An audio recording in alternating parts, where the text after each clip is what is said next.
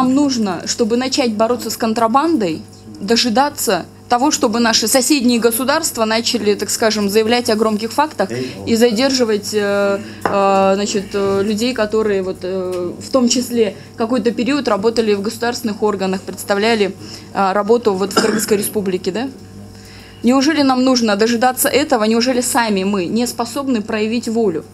А я думаю, что в течение долгого времени были не способны проявить волю бороться с контрабандой, потому что во многом ниточки по контрабанде в больших объемах, да, они ведут на самый верх.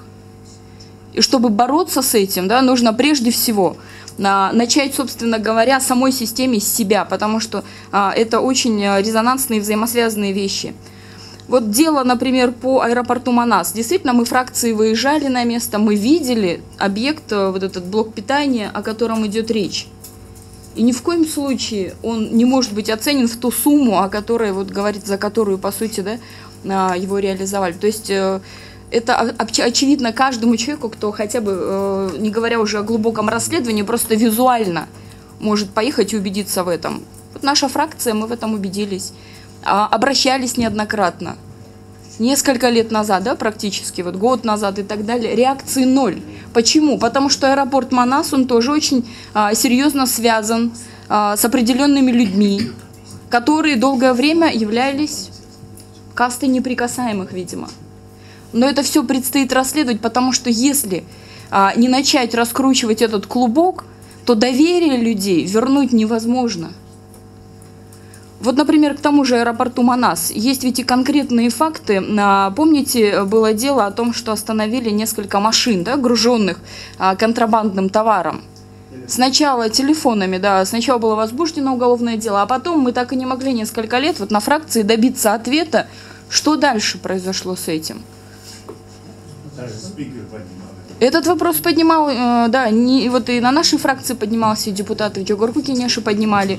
Это большой вопрос. И это ведь только маленькая доля того по контрабанде, что было на самом деле как-то проявлено и доступно общественности. Страшно подумать, какие обороты, объемы и потоки проходят через нашу границу. Я думаю, с согласием и при участии лиц, которые должны бороться с этим. Обращаясь к команде, хватит ли силы воли? Пути назад нет. Я считаю, наша страна дошла до определенного предела коррупционности, предела недоверия людей, в принципе, к власти. Да? Мы просто дальше уже, вы знаете, дальше дно, просто дальше падать некуда. У нас единственный выход – это очищать систему, это бороться, несмотря на чины, звания и так далее. Начните хотя бы вот с этих дел, которые висят и не раскрываются по контрабанде в течение долгого времени. Покажите обществу, что система в принципе готова меняться. Без этого никакого будущего нет, я думаю, у самой системы.